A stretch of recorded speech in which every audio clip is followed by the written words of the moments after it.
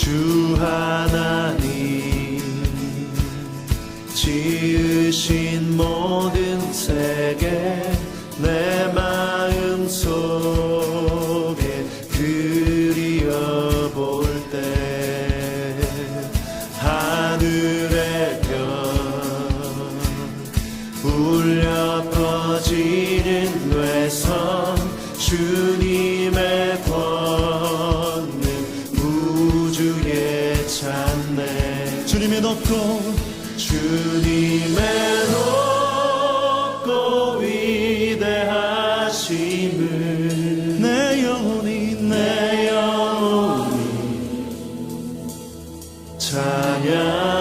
찬양하네 주님의 높고 위대하심을 내 영혼이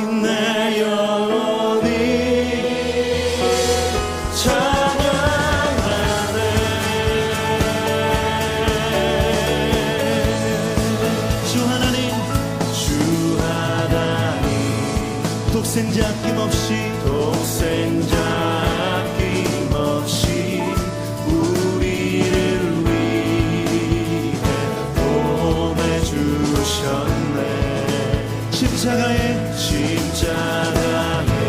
피 흘려 죽으신 주 내 모든 죄를 구속하셨네 주님의 높고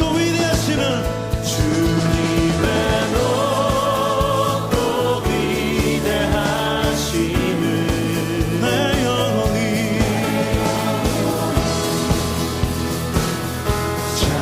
찬양하네 주님의 높고 위대하심을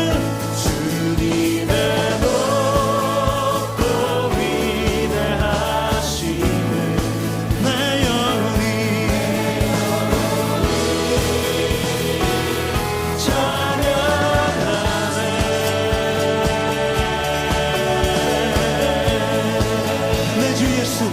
내 주 예수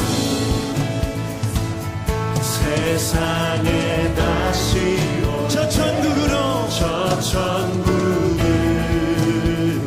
날 인도 우리 마음을 다해 선포하며 나경선이 엎드려 경배하며 영원히 주를 찬양하리라 주님의 높고 위대하심을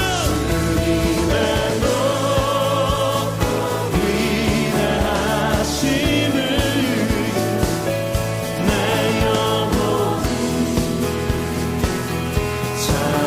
찬양하네 주님의 높고 위대하심을 내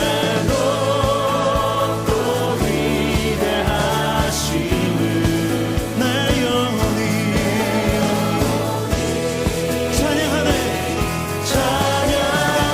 찬양하네 주님의 높고 위대하심을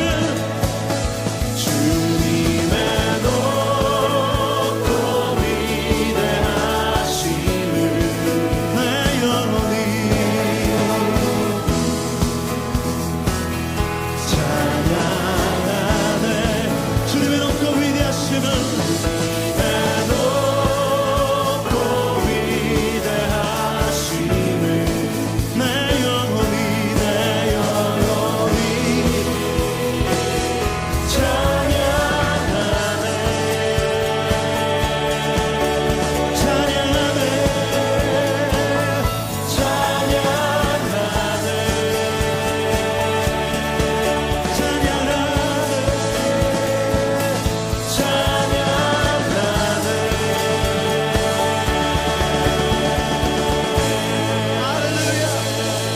주님의 높고 위대하심을 찬양합니다 주님으로 높임을 받으시옵소서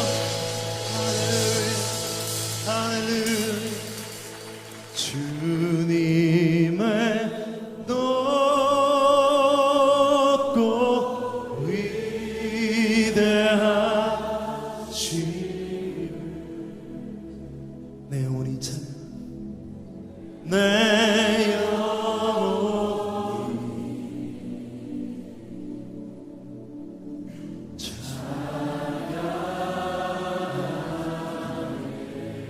주님의 높고 위대하심 주님의 높고 위대하심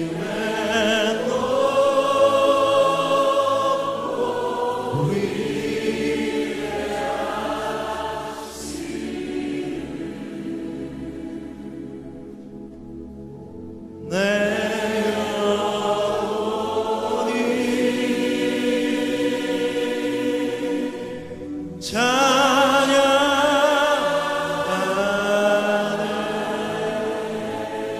우리의 목소리로 주님의 높고 위대하심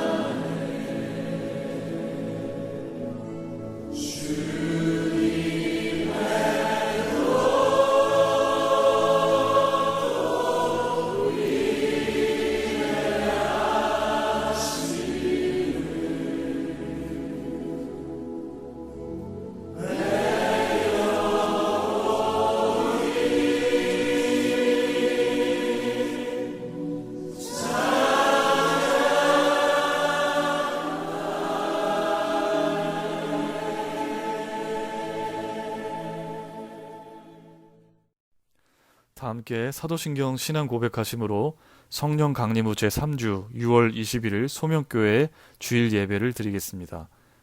전능하사 천지를 만드신 하나님 아버지를 내가 믿사오며 그 외아들 우리 주 예수 그리스도를 믿사오니 이는 성령으로 잉태하사 동정녀 마리아에게 나시고 본디오 빌라도에게 고난을 받으사 십자가에 못 박혀 죽으시고 장사한 지 사흘 만에 죽은 자 가운데서 다시 살아나시며 하늘에 오르사 전능하신 하나님 우편에 앉아 계시다가 저리로서 산 자와 죽은 자를 심판하러 오시리라. 성령을 믿사오며 거룩한 공예와 성도가 서로 교통하는 것과 죄를 사하여 주시는 것과 몸이 다시 사는 것과 영원히 사는 것을 믿사옵나이다. 아멘. 오늘 이 시간에 하나님께서 우리에게 주신 말씀은 느헤미야 2장 11절에서 20절까지 말씀입니다. 제가 봉독하겠습니다. 내가 예루살렘에 이르러 머무른 지 사흘 만에 내 하나님께서 예루살렘을 위해 무엇을 할 것인지 내 마음에 주신 것을 내가 아무에게도 말하지 아니하고 밤에 일어나 몇몇 사람과 함께 나갈새 내가 탄 짐승 외에는 다른 짐승이 없더라. 그 밤에 골짜기 문으로 나가서 용정으로 분문에 이르는 동안에 보니 예루살렘 성벽이 다 무너졌고 성문은 불탔더라. 앞으로 나아가 샘문과 왕의 못에 이르러서는 탄 짐승이 지나갈 곳이 없는지라.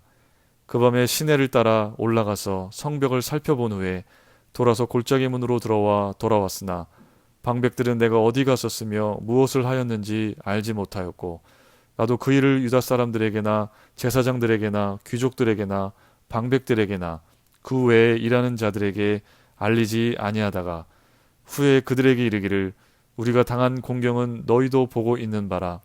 예루살렘이 황폐하고 성문이 불탔으니 자 예루살렘 성을 건축하여 다시 수치를 당하지 말자 하고 또 그들에게 하나님의 선한 손이 나를 도우신 일과 왕이 내게 이른 말씀을 전하였더니 그들의 말이 일어나 건축하자 하고 모두 힘을 내어 이 선한 일을 하려 하매 호론 사람 산발락과 종이었던 암몬 사람 도비아와 아라비아 사람 게셈이 이 말을 듣고 우리를 업신여기고 우리를 비웃어 이르되 너희가 하는 일이 무엇이냐 너희가 왕을 배반하고자 하느냐 하기로 내가 그들에게 대답하여 이르되 하늘의 하나님이 우리를 형통하게 하시리니 그의 종들인 우리가 일어나 건축하려니와 오직 너희에게는 예루살렘에서 아무 기업도 없고 권리도 없고 기억되는 바도 없다 하였느니라. 아멘. 하나님의 말씀입니다. 느헤미야는 기도의 사람이었습니다. 일을 시작하기 전에 기도했고 일을 하는 동안에도 기도했고 일을 마친 후에도 기도하는 사람이었습니다. 왕 앞에 나아가기 전에 기도했고 왕과 대화하는 동안에 기도했으며 대화가 끝난 후에도 기도하는 느헤미야였습니다. 그러나 느헤미야는 기도만 하는 사람은 아니었습니다. 기도하는 동시에 움직이고 행동하고 일하는 사람이었습니다. 골방에 머물러 기도만 하지 아니하고 자신의 해야 할 일이 있는 곳으로 직접 나아가서 적극적으로 행동하고 일했습니다. 느헤미야는 하나님의 도우심으로 아닥사스다 왕으로부터 예루살렘 성벽의 재건을 허락받았습니다. 왕 앞에서 얼마 후에 자신이 돌아올지를 함께 협의했고 또 강서쪽 총독들이 유다에 들어갈 수 있도록 용납하는 왕의 조서, 건축에 필요한 제목, 군사적인 협조를 얻었습니다. 곧 예루살렘에 도착한 느헤미야는 도착한 지 사흘 만에 재빠르게 성벽 재건을 위한 일을 착수하기 시작합니다. 11절 말씀에 내가 예루살렘에 이르러 머무른 지 사흘 만에. 페르시아 수산궁에서 예루살렘까지 결코 짧지 않은 아주 먼 거리입니다. 교통수단이 발달하지 못한 당시로서는 굉장히 오랜 시간을 여행해야 했던 그런 거리였을 것입니다. 여독이 심했을 법한데도 사흘 만에 조금의 휴식을 취하자마자 느헤미야는 움직였습니다. 느헤미야는 페르시아의 술관원이라는 높은 직책에 있었고 또 예루살렘의 유다 총독의 신분으로 왔지만 예루살렘의 사람들을 불러세워서 결코 거드름을 피우지 않았습니다. 연회를 연다든지 신하들의 보고를 받는다든지 사람들의 인사를 받기 위해서 노력하고 애쓰지 않았습니다. 어떤 이들은 자신들이 가진 높은 위치와 지위에 대해서 대우받는 것을 좋아하고 그 위치가 주는 유익을 탐하는 사람들이 있습니다. 그러나 어떤 이들은 자리의 고하에 연연하지 않고 자리가 주는 유익을 구하기보다 자신의 사명을 완수하기 위해서 맡겨진 그 자리에서 최선을 다해 일하는 사람들이 있습니다. 느헤미야는 바로 그렇게 정말 일하는 사람이었습니다. 우리는 느헤미야를 통해서 신앙의 지도자들이 어떤 마음으로 일하고 어떻게 일을 시작하며 어떻게 사람들의 사기를 신앙 안에서 올려세우고 또 적대자들의 공격과 반대를 어떻게 믿음으로 헤쳐나가는지를 배울 수가 있습니다. 느헤미야가 행했던 첫 번째 일은 정확한 판단을 위해서 성벽 재건을 위해 실제적인 어려움들을 직접 눈으로 살펴보는 일이었습니다. 12절 말씀에 내 하나님께서 예루살렘을 위해 무엇을 할 것인지 내 마음에 주신 것을 내가 아무에게도 말하지 아니하고 밤에 일어나 몇몇 사람과 함께 나갈새 내가 탄 짐승 외에는 다른 짐승이 없더라. 느헤미야는 성벽의 실태를 파악하기 위해서 아무에게도 말하지 않고 밤중에 일어나 몇몇 사람들과 함께 나섰습니다. 예루살렘에 머물고 있던 신하들로부터 보고를 받을 수도 있었고 직접 조사를 하기보다 낮에 많은 사람들과 함께 밤이 아니라 낮에 많은 사람들과 함께 성벽을 둘러볼 수도 있었을 것입니다. 그러나 느헤미야는 전에 성벽이 이스라엘 백성들의 부흥을 시기했던 대적들의 회방에서 훼손되었던 사실을 잘 알고 있었습니다. 에스라 4장에 보면 방백 르훔과 서기관, 심세 이런 유다 백성들의 대적들이 예루살렘의 성전을 짓는 것을 막기 위해서 왕에게 이러한 사실을 고발하고 왕이 조서를 내리게끔 해서 건축이 중단되게끔 했던 일들이 있었습니다. 이러한 사실에 대해서 잘 알고 있던 느헤미야는 그래서 경거망동하지 않았습니다. 성읍 내에 어떤 일당들이 예루살렘 성읍의 어떤 일당들이 느헤미야의 일거수일투족 하는 일들에 대해서 대적들인 산발락과 도비아에게 보고할 것이라는 점을 분명히 예측했습니다. 그래서 느헤미야는 성벽 재건의 실태를 가늠하기까지 이 문제를 어떻게 처리할 것인지 결정하기까지 문제가 크게 불거지는 것을 원치 않았습니다. 만약 느헤미야가 낮에 실태를 파악하여 문제가 불거졌다면 느헤미야가 추진하려고 했던 성벽 재건의 작업이 큰 어려움에 빠졌을 수도 있었을 것입니다. 그래서 느헤미야는 밤에 움직였습니다. 그리고 16절에 보면 방백들에게 자신이 밤에 다녀온 사실을 알리지도 않았습니다. 교회에서든 세상에서든 어떤 일을 할 때에 그 일이 공포되고 사람들에게 알려지는 시점이 참으로 중요합니다. 너무 일찍 일이 시작되기도 전에 말이 나오고 사람들이 알게 될 때 문제가 되는 경우가 많이 있습니다. 실행되지도 못할 일을 말로 먼저 발설해서 사람들의 오해를 사고 큰 위기를 자초하게 되는 경우도 있습니다. 우리가 자신의 마음속에 있는 일들을 다 발설하지 않고 담아둘 때가 더 좋은 경우도 있죠. 그리고 같은 내용의 이야기라도 상대방이 납득할 수 있는 때가 있고 그렇지 못한 때가 분명히 있습니다.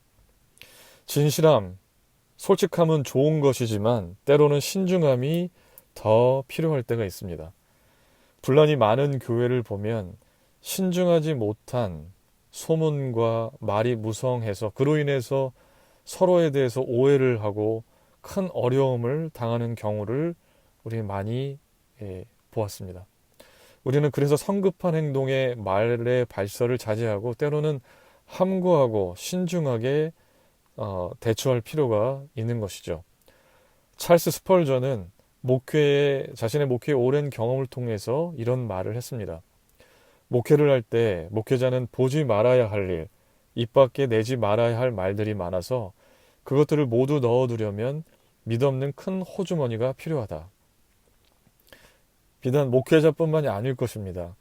그리스도인들 모두에게 말에 있어서 행동에 있어서 신중함이 참으로 중요하다고 하겠습니다.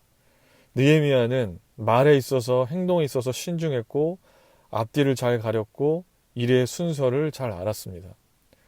느헤미야가 비록 하나니의 예루살렘의 소식을 듣고 또 도착해서 대략적인 이야기를 전해 들었겠지만 느헤미야는 현장을 직접 파악하는 것이 정말 소중하다는 것을 알고 움직였습니다. 어떤 이들을 시켜서 파악해 오게 할 수 있었겠지만 느헤미야는 직접 발로 뛰면서 현장을 시찰했습니다. 말로 전해서 듣는 것과 현장에서 직접 실태를 파악하는 것은 큰 차이가 분명히 있습니다. 12절부터 15절까지를 보면 느헤미야는 골짜기 문에서부터 시작해서 용정을 지나 분문에 이르렀고 또 나아가서 샘문과 왕의 못에 이르렀다가 더 이상 진행할 수가 없어서 골짜기 문으로 되돌아오게 됩니다. 아주 자세하게 성벽 곳곳을 둘러보고 조사하는 치밀함을 엿볼 수가 있습니다. 소식으로만 전해드는 것보다 더 중요한 사실들을 깨닫게 되는 그런 시간이었을 것입니다. 귀로 듣고 아는 것과 몸으로 체감하는 현실은 큰 차이가 있습니다. 아마도 느헤미야는 성벽 재건의 과업이 훨씬 더 어려운 일임을 깨달았을 것입니다. 우리나라 역대 대통령 중에 많은 분들이 존경을 받지만 그 중에서 김대중 대통령이 존경받는 이유는 대통령이 정치를 책상에서 하지 않고 민주화 운동의 현장에서 직접 뛰고 행했던 그런 분이었기 때문에 우리가 존경합니다. 말로 행정으로 하지 않고 현장에서 직접 몸으로 움직일 때 더 중요한 것을 얻을 수가 있습니다. 두 번째로 느헤미야는 시리에 빠진 예루살렘 백성들에게 하나님의 부르심에 응답하여 성벽 재건의 과업을 성취하도록 격려했습니다. 17절과 18절 말씀에 후에 그들에게 이르기를 우리가 당한 공경은 너희도 보고 있는 바라 예루살렘이 황폐하고 성문이 불탔으니 자 예루살렘 성을 건축하여 다시 수치를 당하지 말자 하고 또 그들에게 하나님의 선한 손이 나를 도우신 일과 왕이 내게 이른 말씀을 전하였더니 그들의 말이 일어나 건축하자 하고 모두 힘을 내어 이 선한 일을 하려 하매.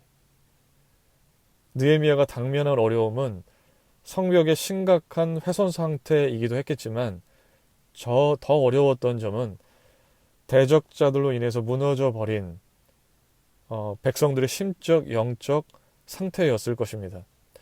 회파된 성벽 그리고 그로 인해서 생기는 빈번한 외부의 적들로 인한 노력질로 인해서 백성들은 말할 수 없는 시리와 패배주의에 빠져 있었을 것입니다.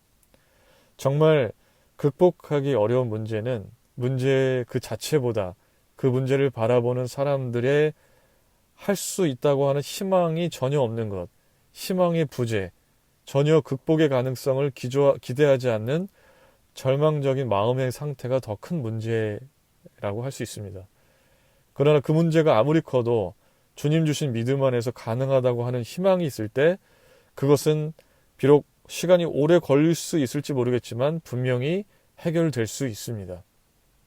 어려움 앞에서 믿음의 사람 느헤미야는 시리에 빠져 있는 백성들에게 자신을 통해 하나님이 이루시는 선한 일들에 대한 신앙 고백을 했습니다. 그러니까 소위 간증을 한 것이죠. 그래서 이 느헤미야의 간증과 신앙 고백을 통해서 백성들은 감동했고 함께 일할 수 있도록 느헤미야는 우리 백성들에게 큰 위로와 격려를 해 주었습니다. 느헤미야는 단순히 자신이 어떤 일을 하려고 하는지를 단순하게 이야기하지 않고 성벽 재건의 일을 하나님의 부르심과 연결지어서 백성들에게 말하고 있는 것입니다. 하나님의 소식을 통해서 하나님께로부터 사명을 받았고 기도했으며 또 하나님의 응답으로 왕의 술관원이 되었고 하나님의 도우심으로 왕의 허락을 받아 이곳 예루살렘에 오게 된 이야기는 분명 많은 백성들에게 큰 감동과 은혜를 주었을 것입니다. 그리고 성벽을 왜 다시 재건해야 하는지에 대해서 느헤미야의 그 신앙 고백이 분명한 동기를 제공했을 것입니다. 놀랍게도 백성들이 만장일치적인 반응을 보였고 함께 하기로 결단합니다. 느헤미야의 신앙 고백을 통해서 백성들 모두가 성벽 재건의 과업이 자신들을 향한 하나님의 부르심이라고 분명히 느낀 것입니다. 우리가 하는 모든 일들을 믿음의 눈으로 바라보는 것이 참으로 중요합니다. 내가 하는 일이 먹고 살기 위한 일이 아니라 나의 일이 하나님이 부르신 것과 연결되어서 내가 사명을 감당하는 일이고 내가 하는 모든 일들을 통해서 하나님 나라가 확장된다는 생각을 가지고 내가 내게 주어진 일을 행하고 나갈 때에 그 결과는 크게 다르게 나타날 것입니다. 모든 일상적인 우리의 일들이 하다못해 설거지를 하고 자녀를 키우고 우리가 밥을 먹고 직장에서 일을 할 때, 걸어 다닐 때, 산책할 때 우리가 하나님의 부르신 소명의 관점에서 그 모든 일들이 해석되어질 때 우리의 삶은 더할 수 없는 풍성하고 아름다운 의미가 가득한 삶이 될 수 있을 겁니다. 먹고 자는 것이 오직 주를 위한 것이 될 때 삶이 보람되고 아름다워질 수 있는 것이죠. 먹어도 주를 위해서, 우리가 잠을 자도 주를 위해서, 운동을 해도 주를 위해서 할 때 우리의 삶은 풍성해질 수가 있습니다. 또한 우리는 느헤미야처럼 시리에 빠져 있는 사람들을 일으켜 세우기 위해서 그들에게 하나님의 부르심을 상기시켜주는, 또 하나님의 부르심을 잃어버린 이들에게 그 부르심을 회복시켜주는 그런 사람들이 되어야 할 줄로 믿습니다. 하나님이 부르신 자리가 어디인지를 우리가 살아가는 소명에 가득 차서 기쁨으로 소망 가운데 살아가는 그 삶을 통해서 가르쳐주고 보여줄 수 있는 그런 사람들이 우리 모두가 다 되었으면 좋겠습니다. 사명에 정말 우리가 기쁨이 넘치고 소망으로 가득한 우리의 삶을 통해서 많은 사람들이 하나님의 부르심을 발견하는 삶을 사시게 되기를 간절히 소망합니다. 마지막으로 세 번째로 느헤미야는 적대자들의 반대에 성급하게 보복하지 않고 하나님의 능력이 자신들의 하는 일을 형통케 하실 것이라는 신앙 고백으로 응수합니다. 오늘 말씀 19절 20절 말씀에 호론 사람 산발락과 종이었던 암몬 사람 도비야와 아라비아 사람 게셈이 이 말을 듣고 우리를 업신여기고 우리를 비웃어 이르되 너희가 하는 일이 무엇이냐?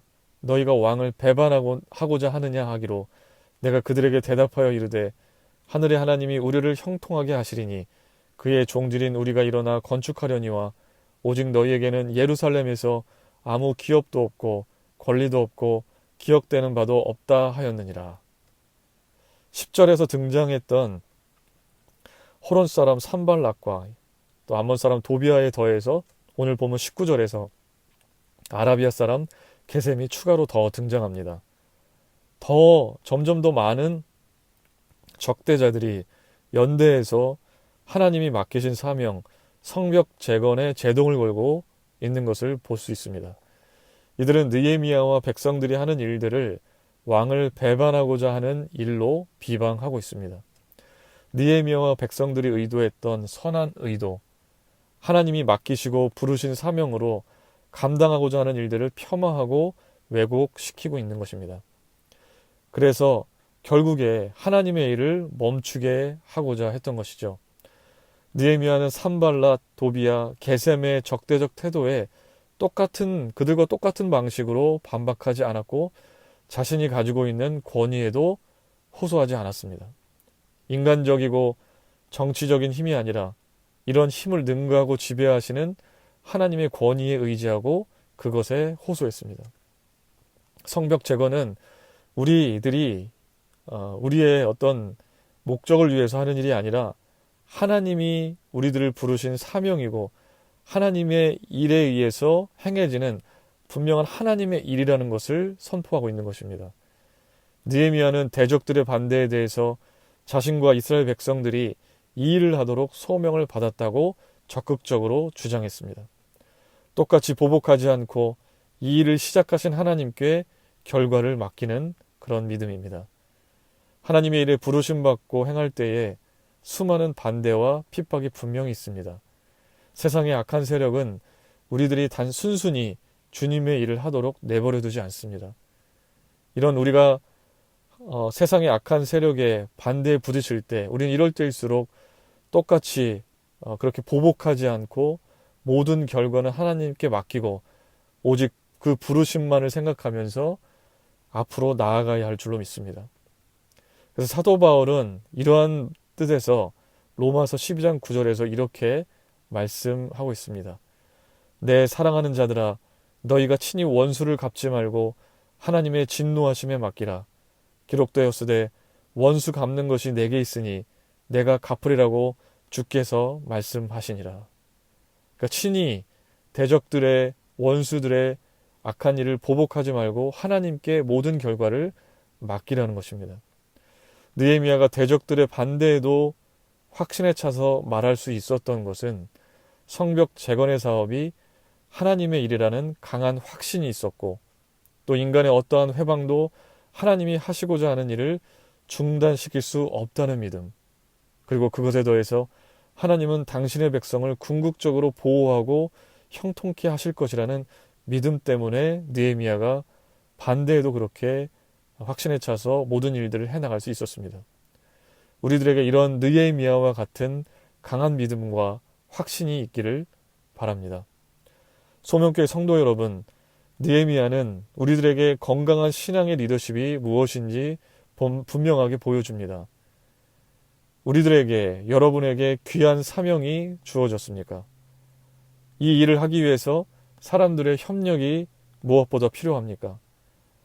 그러나 많은 사람들의 반대에 때로는 부딪혀 고난 중에 있습니까? 그럴 때 느헤미야를 기억하시기 바랍니다. 우리가 어떤 마음가짐으로 맡겨주신 일을 감당해야 하는지, 어떻게 사람들을 격려하며 대적들의 수많은 반대와 비방과 욕에도 어떻게 믿음으로 대처해야 하는지를 우리가 느헤미야를 통해서 분명하게 깨닫게 됩니다. 우리 모두가 느헤미야와 같은 그런 리더십을 발휘하는 사람들, 느헤미야와 같이 행동하는 사람들이 되기를 간절히 소망합니다. 그래서 이 세상 어지럽고 혼돈스러운 이 세상 속에서 세상을 주님의 원하시는, 주님이 정말 기뻐하시는 모습으로 변화시켜 나가는 그런 하나님의 사람들이 되시기를 주님의 이름으로 축원합니다. 함께 기도하시겠습니다. 사랑과 은혜가 많으신 하나님 아버지, 오늘 느헤미야 말씀을 통해서 우리가 주님의 일을 어떻게 해 나가야 하는지 깨닫게 해주셔서 감사합니다. 늘 주신 사명을 생각하면서 우리가 할 수 있는 최선의 것을 준비하고 노력하며 사람들을 믿음으로 세우고 대적들의 반대에 믿음으로 현명하게 대처하는 저희들 모두가 되게 하옵소서. 분명히 하나님 저희들 이 시대에 느헤미야와 같이 사용하실 것을 믿습니다. 저희들이 하나님께서 우리를 각자에게 주신 부르심을 주님 다시금 회복시켜 주시고 강한 믿음으로 세상을 새롭게 하는 사람들이 되게 하옵소서. 지금은 하나님 아버지의 극진하신 사랑하심과 예수 그리스도의 구속하신 은혜와 성령님의 감동 감화하심이 오늘 느헤미야와 같이 사명을 위해서 내가 할 수 있는 최선의 것을 준비하고 행동하며 또한 시리에 빠져 있는 사람들을 하나님의 부르심으로 세우고 대적들의 공격에도 믿음으로 든든히 승리할 수 있다는 그런 확신을 가지고 세상으로 나아가는 소명교회 모든 성도들 머리 위에 그들의 삶 위에 지금부터 영원히 함께 하시기를 간절히 축원하옵나이다. 아멘.